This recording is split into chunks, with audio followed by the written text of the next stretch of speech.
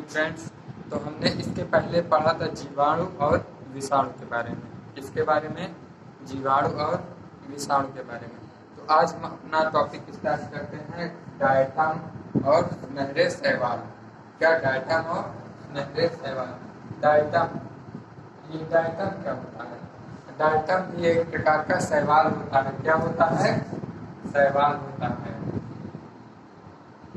तो फिर ये सुनहरे शैवाल क्या होते हैं? सुनहरे शैवाल जो होते हैं वो भी शैवाल ही होते हैं, लेकिन डायटम और सुनहरे शैवाल थोड़ा सा अंतर होता है बस। क्या थोड़ा सा अंतर होता है उसको आप देख लेते हैं। जो डायटम होते हैं ये तो एक, पहले ये सुनहरे शैवाल देख लेते हैं। ये सुनहरे शैवाल जो होते हैं शैवाल की एक जाति होती है। क्या होती है? शैवाल की एक प्रकार होता है। शैवाल का एक प्रकार होता है जो चमकीला होता है। कैसा होता है? चमकीला। कैसा होता है? चमकीला होता है। अब ये चमकीला किस कारण होता है? चमकीला किस कारण होता है? तो चमकीला, इसका चमकीला होने का कारण होता है कि इसकी जो कोशिका भित्ति होती है, क्या होती है? कोशिका भित्ति। क्या होती है? कोशिका भित्ति। इस कोशिका भित्ति में 3 कलर पाए जाते हैं, 3 चमकीले रंग पाए जाते हैं। वो कौन कौन से होते हैं? पीला, नारंगी और भूरा। कौन कौन से रंग पाए जाते हैं? पीला, नारंगी और भूरा। ये तीनों रंगों के कारण ही ये सुनहरे शैवाल जो होते हैं वो चमकीले दिखाई देते हैं, चमकीले और सुनहरे दिखाई देते हैं। लेकिन इन सुनहरे शैवालों में सबसे ज्यादा चमकीला जो होता है वो क्या होता है? वो डायटम होता है। क्या होता है? डायटम होता है। ये सबसे सुनहरे शैवालों में सबसे ज्यादा चमकीले होते हैं। अब इनका जो चमकीले होने का कारण है, इनका चमकीले होने का कारण भी यही है, कोशिका भित्ति। कोशिका भित्ति जो होती है उनमें 3 कलर पाए जाते हैं और ये तीनों कलर जो होते हैं वो किस तरह होते हैं? कांच की तरह। किस तरह? ये कांच की तरह चमकीले होते हैं, जिसके कारण ये जो कांच की तरह चमकीले होने के कारण ये अपना एक अलग प्रकार बना लेते हैं। क्या बना लेते हैं? अपना एक अलग प्रकार बना लेते हैं। और कोशिका, ये कांच में होता है, कांच की तरह चमकीले होते हैं जो कोशिका भित्ति में पाए जाते हैं। इसकी वजह से इनका एक अलग प्रकार बन जाता है और इसी के कारण, इस अलग प्रकार होने के कारण इनका नाम एक डायटम रख दिया गया है। अब ये किस प्रकार दिखाई देते हैं? जो ये कोशिका भित्ति में पाए जाते हैं तो ये कैसे कांच के छोटे छोटे बॉक्स की तरह दिखाई देते हैं। कैसे दिखाई देते हैं? कांच के एकदम छोटे छोटे बॉक्स की तरह माइक्रोस्कोप से देखने पर ये दिखाई पड़ते हैं। कैसे दिखाई देते हैं? कांच के बॉक्स की तरह। अब जब ये मर जाते हैं, क्या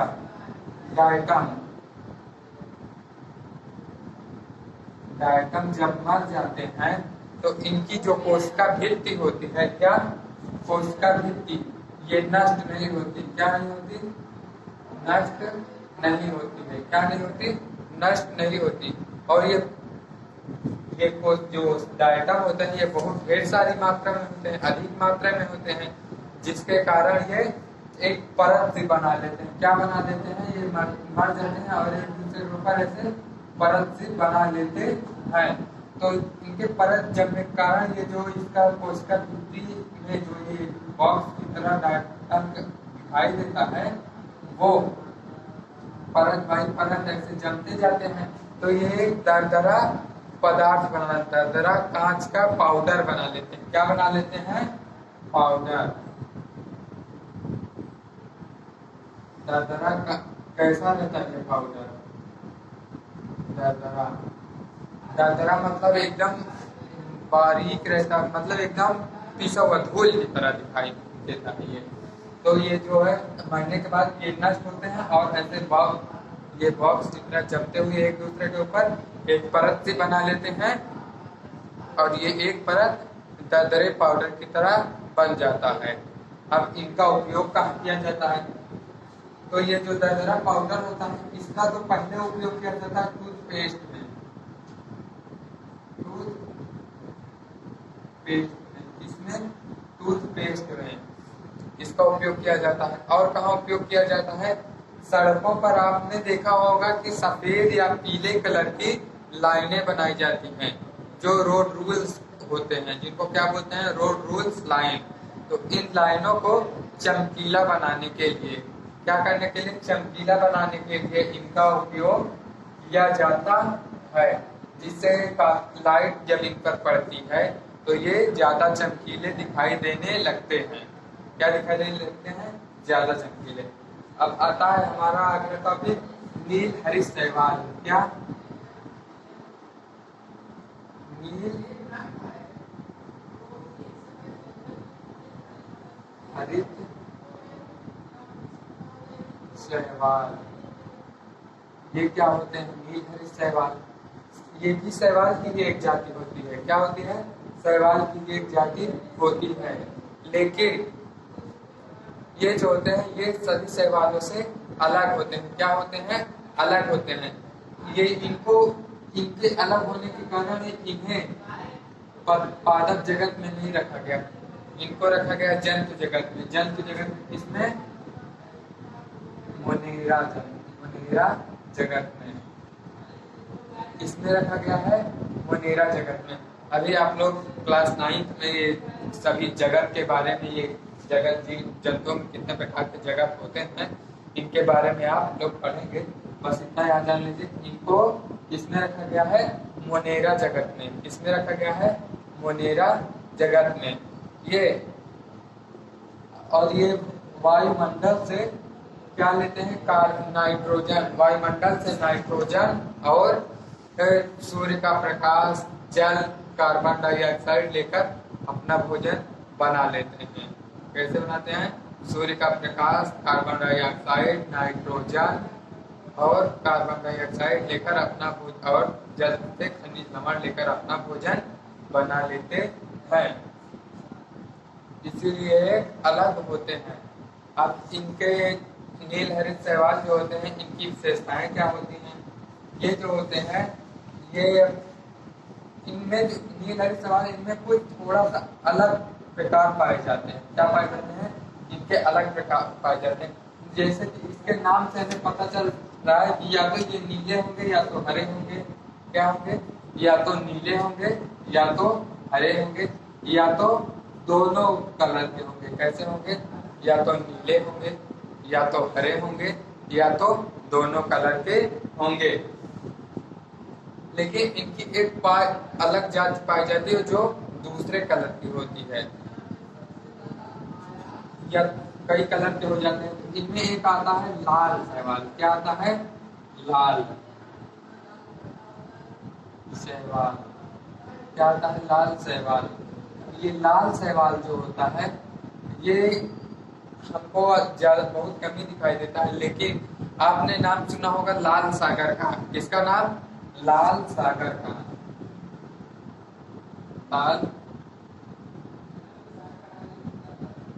लाल सागर का। अब ये लाल सागर लाल किस कारण होता है? इसका पानी लाल नहीं होता है। क्या नहीं होता? इसका पानी लाल नहीं होता है। इसके लाल होने का मुख्य कारण होता है इस सागर में लाल शैवाल पाए जाते हैं। क्या पाए जाते हैं? लाल शैवाल। क्या पाए जाते हैं? लाल शैवाल। तो अब हमारा आता है नील हरित शैवाल की विशेषताएं। क्या आता है? नील हरित शैवाल की विशेषताएं, मतलब जो नीले हरित शैवाल हैं इनकी कुछ विशेषताएं हैं। ये इनको एक देखा जाए तो ये एक प्रकार से अभी मैंने बताया कि ये अलग होते हैं। तो अब ये अलग किस कारण होते हैं?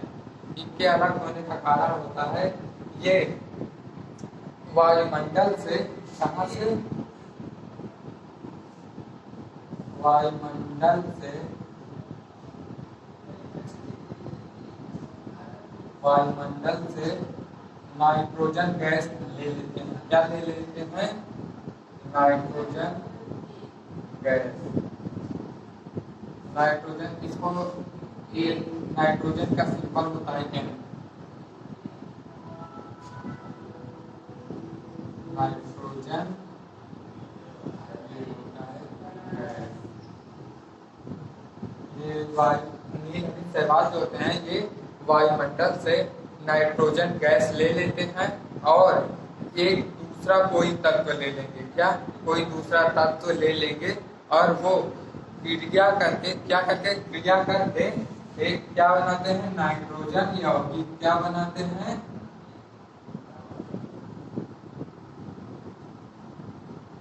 नाइट्रोजन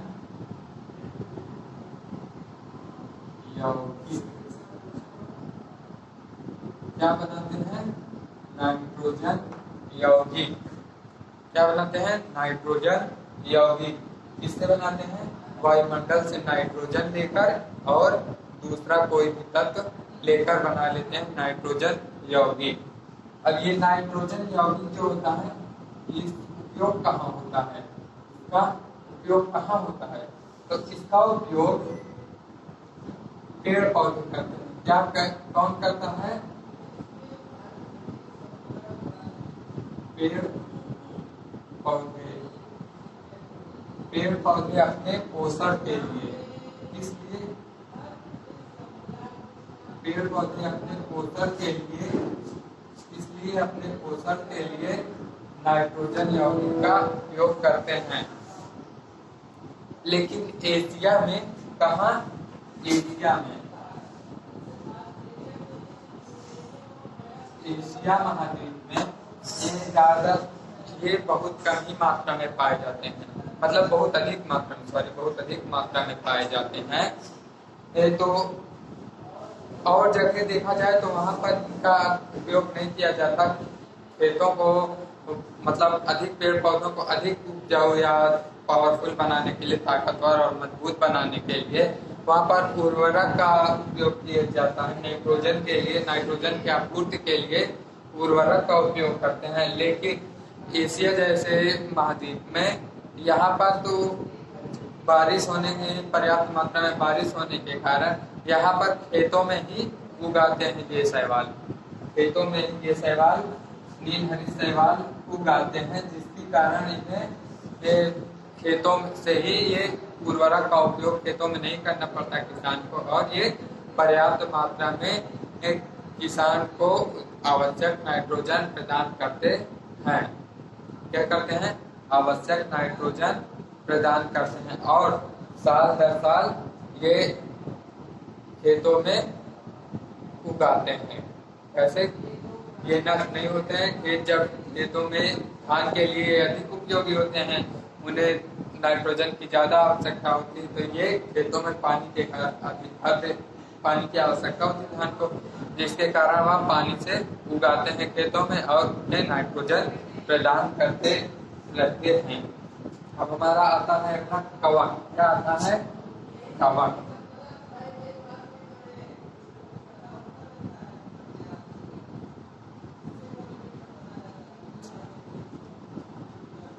क्या आता है? कवक। अब ये कवक क्या होता है? आपने पेड़ पौधों में देखा होगा कि जैसे यूकेलिप्टस के पेड़ में, किसमें? लिप्टस के पेड़ में, तो आपको दिखा होगा कि ये ऐसे कुछ छाते जैसे संरचना उसमें जड़ के पास अधिकतर निकल आती है। किस मौसम में? बारिश के मौसम में ऐसे छाते जैसी संरचना निकल आती है।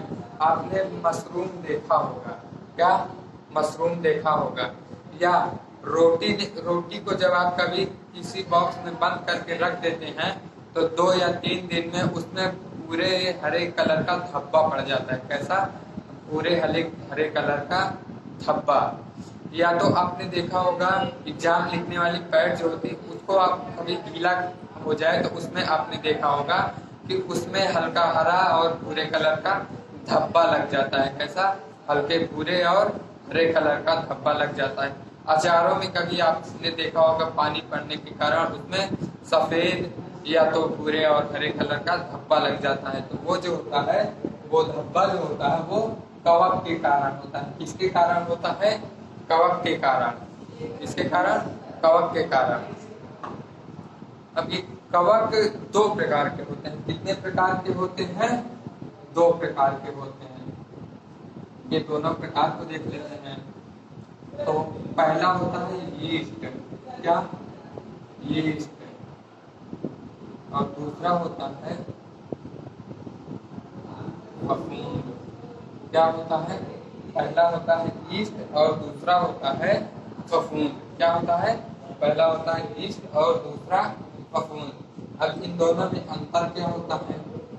ये जो यीस्ट होता है, यीस्ट होता है वो एक कोशिकीय होता है। एक कोशिकीय। कैसे होते हैं? एक कोशिकीय। जबकि जो फफूंद होता है ये बहुकोशिकीय होते हैं। कैसे होते हैं? बहुकोशिकीय।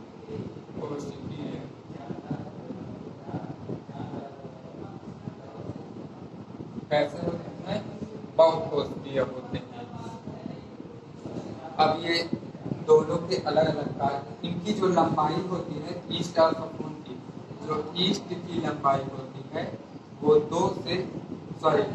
ईस्ट की लंबाई 5 से 10 माइक्रोन होती है। कितनी? 5 से 10 माइक्रोन। जबकि ये फफूंद की जो लंबाई होती है वो 2 से 10 माइक्रोन होती है। 2 से 10 माइक्रोन होती है। इसके कवकों में प्रजनन कैसे होता है? क्या? कवकों में प्रजनन क्या होता है? अब ये कौन है प्रजनन? प्रजनन का मतलब क्या होता है? प्रजनन का मतलब कि अपनी पीढ़ी को आगे बढ़ाना, अपनी जैसी संतान को जन्म देना। तो अब हम देखते हैं कि कवक जो होते हैं ये कैसे प्रजनन करते हैं। तो इनमें दो प्रकार का प्रजनन होता है। एक तो लैंगिक और एक अलैंगिक। पहला लैंगिक प्रजनन और दूसरा अलैंगिक।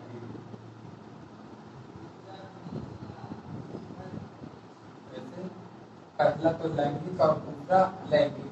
अब दोनों एक, ये सभी पौधों में मतलब सभी कवकों में हो जाता है। तो ये सभी कवकों में होता है। तो ये दोनों अलग अलग क्यों हैं? तो देखिए जब ये अनुकूल परिस्थिति पाते हैं। कैसे? अनुकूल परिस्थिति। अनुकूल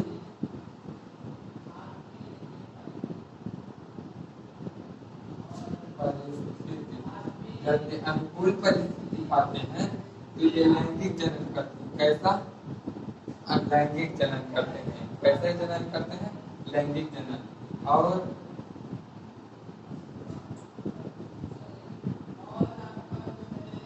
प्रतिकूल परिस्थिति पाते हैं।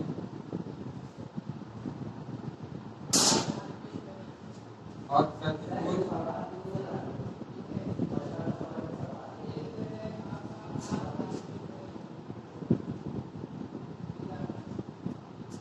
प्रतिकूल परिस्थिति पाते हैं तो ये अलैंगिक जनन करते हैं। कैसे? जब इनको इनके अनुकूल वातावरण मिलता है तो ये लैंगिक जनन करते हैं। और जब इनके अनुकूल वातावरण नहीं मिल पाता है तो ये अलैंगिक जनन करते हैं। तो अब ये लैंगिक जनन तो, और जब ये अलैंगिक जनन कैसे करते हैं? अलैंगिक जनन में ये अपने बॉडी को तोड़कर, अपनी बॉडी को तोड़कर मतलब कि एक वो खंडन द्वारा। कैसे? अपनी बॉडी के खंडन द्वारा ये लैंगिक जनन करते हैं। कैसे करते हैं? खंडन द्वारा लैंगिक जनन करते हैं। अब ये और ये सांस कैसे लेते हैं? ये सांस जब लेते हैं, ये कवक जो होते हैं वो श्वसन कैसे करते हैं? ये श्वसन कैसे करते हैं? तो ये दो प्रकार से श्वसन करते हैं, वायवीय और अवायवीय। तो कौन कौन से?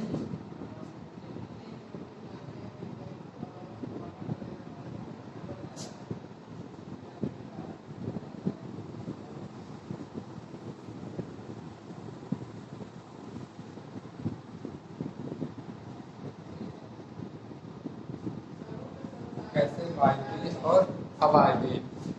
जब मतलब इसमें कुछ होते हैं जो ऑक्सीजन, जिन्हें ऑक्सीजन की आवश्यकता होती है, और कुछ होते हैं जो बिना ऑक्सीजन के भी श्वसन कर लेते हैं। कैसे वायवीय में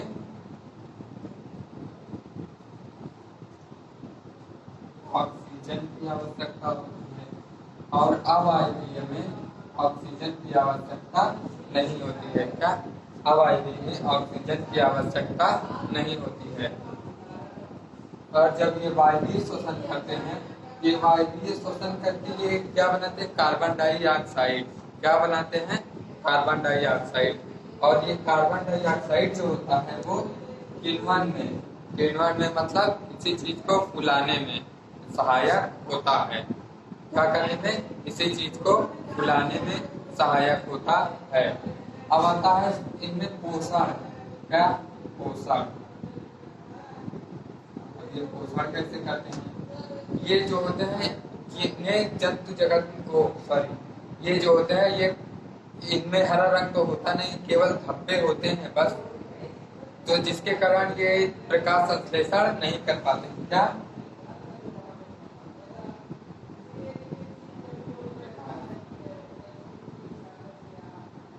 प्रकाश संश्लेषण नहीं कर पाते हैं। क्या प्रकाश संश्लेषण नहीं कर पाते हैं। ये दूसरे पर निर्भर होते हैं। किस पर, दूसरे पर। ये तो परपोषी होते हैं, या तो ये मृत जीवों से अपना भोजन प्राप्त करेंगे, या तो किसी दूसरे पौधों या जीवों पर निर्भर रहते हैं। इसीलिए ये प्रकाश संश्लेषण ये नहीं कर पाते हैं। अब आता है ये जो कवक होते हैं। क्या कवक, इनका उपयोग कहाँ करते हैं, इनमें एक अभी हमने पढ़ा, इनका एक भाग होता है क्या, ईस्ट।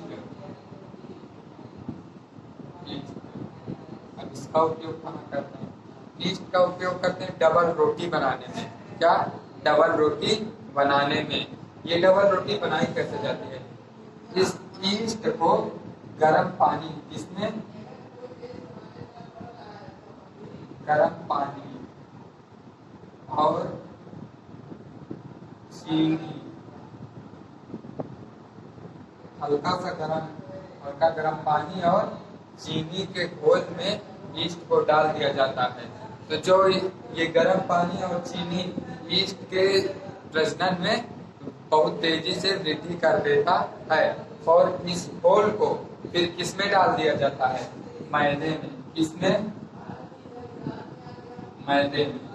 इस गर्म पानी और चीनी और ईस्ट के घोल को, इन तीनों के घोल को इसमें डाल दिया जाता है, मैदे में, और कुछ समय के लिए छोड़ दिया जाता है। तो जिससे ये इनकी संख्या में वृद्धि होती है, और ये श्वसन जब करते हैं, श्वसन के बाद इनमें क्या निकलता है, कार्बन डाइऑक्साइड। क्या निकलता है, कार्बन डाइऑक्साइड।